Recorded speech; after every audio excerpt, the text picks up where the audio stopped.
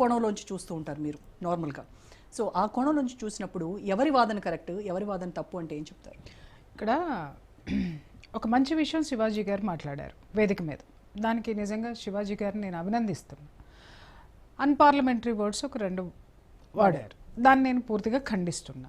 ఎందుకు అనంటే ఆయన మాట్లాడకుండా ఉండవలసింది అటువంటిది. కానీ ఏమంటున్నారంటే ఆయన అలా మాట్లాడారు కాబట్టి ఒక మంచి టాపిక్ అనేటటువంటి జనాలు ఈరోజు డిస్కషన్ వచ్చిందనే మాట్లాడుతున్నా. కొన్ని గొంతుకలు స్ట్రాంగ్గా వినిపిస్తున్నాయి. ఈరోజు పబ్లిక్లోకి ఒక మాట వెళ్ళింది, దాన్ని మనం తీసుకోవాల్సినటువంటి అవసరం ఉంది. ఇప్పుడు నేను చాలా వాటిల్లో డిస్కషన్స్లో చూస్తున్నాను, శివాజీ ఇలా మాట్లాడాడు, శివాజీ రైట్, శివాజీ మాట్లాడాడండి, దాన్ని 100% ఖండించాలి. ఆయన సారీ కూడా చెప్పారు, సారీ చెప్పారు, నేను అన్పార్లమెంటరీ వర్డ్స్ మాట్లాడాను తప్పు అని. కానీ మనం దీని మీద డిస్కషన్ ఏం పెట్టాలంటే అసలు ఇంత దుమారం ఎందుకు లేగిందండి? ఒక్క మాట నేను అడుగుతున్నాను. ఇంత దుమారం రేగల దుమారం మాటల్లో నుంచి వస్తుంది. కింద మీరు చూడండి, మీరు ఏ డిస్కషన్ తీసుకున్నా మొత్తం దునియా మొత్తం శివాజీకి పాజిటివ్ వస్తుంది. వ్యతిరేకత ఎవరి నుంచి వస్తుందంటే ఇలా గుడ్డలోడు తీసుకుని తిరిగే వాళ్ళ నుంచే వస్తుందమ్మా. అర్థమైందమ్మా? ఆ గుడ్డలోడు తీసుకుని తిరిగే వాళ్ళకి రేపొద్దు నుంచి జనాలందరికీ ఏం సమాధానం చెప్పుకోవాలి? మరి వాళ్ళ వ్యాపారమే అది కదా. వాళ్ళ ఆయన చిన్మయ్య గారు మాట్లాడారు, ఆ చిన్మయ్య గారు ఆయన వ్యాపారం కూడా అదే కదా. గర్ల్ ఫ్రెండ్ అని ఓ సినిమా తీశాడు, ప్రపంచానికి ఏం సందేశం ఇద్దాం అనుకుంటున్నాడు? చున్నీ లేకుండా ఉండాలని తీసి అవతల బారేసి వెళ్ళి వాటేసుకుంది ఆవిడ.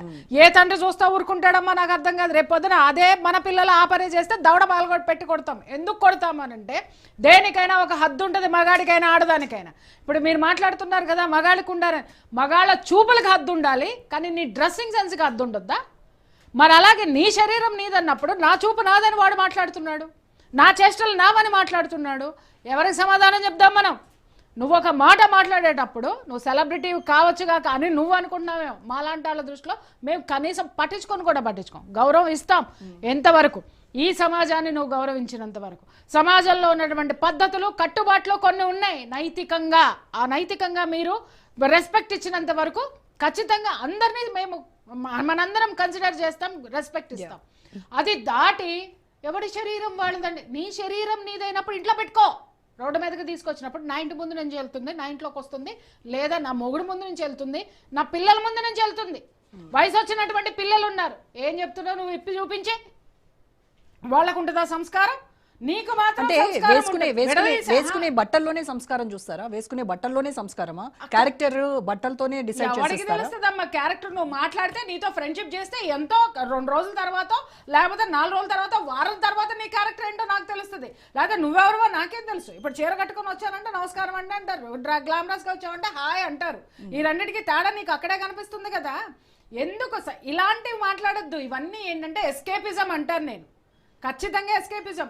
ఏమంటే డ్రెస్సుల్లోనే ఉంటుందంటే ఖచ్చితంగా డ్రెస్లోనే ఉంటుంది.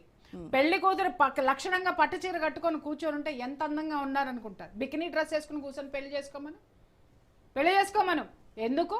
అక్కడ ఒక సందర్భం ఉంది, సంప్రదాయం ఉంది, దాన్ని మనం పాటించి తీరాలి. సంప్రదాయాన్ని గౌరవం ఇవ్వాలి. ఎందుకంటే ఈ దేశంలో నువ్వు పుట్టావు.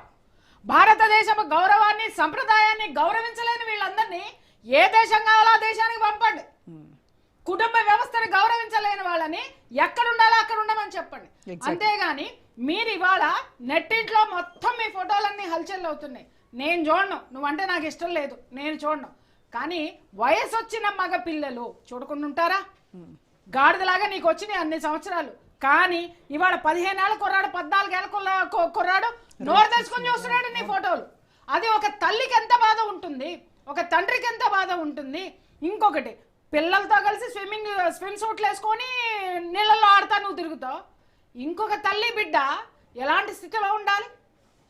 నీ ఇంట్లో నీకు కట్టుబాట్లు లేవేమో, నీ ఇంట్లో నీకు సాంప్రదాయాలు లేవో. సాంప్రదాయాన్ని నువ్వు చెడగొట్టడానికి నువ్వు సిద్ధమైతే ఇవాళ ప్రతి మనిషి బరిదాటడానికి సిద్ధంగా ఉంటాడు. వాడు నిన్ను ఎగ్జాంపుల్ తీసుకుంటాడు. నేను ఎందుకు యాక్సెప్ట్ చేస్తాను? ఇప్పుడు రీసెంట్గా నిధి అగర్వాల్ ఇష్యూ చూసారు కదా మీరు. ఆవిడ ఒక సాంగ్ రిలీజ్ ఈవెంట్కి వచ్చి వెళ్తున్నటువంటి సందర్భంలో ఆవిడ మొత్తము ఒకటేసారి ఆవిడ మీద పడిపోయి క్రష్ చేసి ఆవిడ చాలా ఇబ్బంది పడిపోయినటువంటి సీన్ చూసారు కదా. మీకు అక్కడ వాళ్ళ పైశాచికత్వం కనబడిందా, ఆవిడ డ్రెస్సింగ్ స్టైల్లో ఉన్నటువంటి తప్పు కనబడిందా మీకు? రెండు. ఇప్పుడు నువ్వు 10 మందిలోకి వెళ్తున్నావు, అక్కడ అమ్మాయిని తీసుకెళ్ళినటువంటి వాళ్ళు అక్కడికి ఒక షాపింగ్ మాల్లోకి వచ్చేటటువంటి వాళ్ళు మీరేమైనా విఐపీని పిలిచారమ్మా? లేకపోతే ఒక ఎడ్యుకేటెడ్ పర్సన్స్ని పిలిచారా? ఎవరిని పిలిచారు? ఎవడు పడితే వాడు లోపలికి వచ్చేస్తున్నాడు. ఇంకొక మాట ఏం మాట్లాడారు మీరు, వాళ్ళందరూ పైశాచికత్వం అన్నారు. ఆ పైశాచికత్వం ఉన్నటువంటి మనుషుల్ని తయారు చేసింది ఈ సోకాల్డ్ జనాలు కాదా?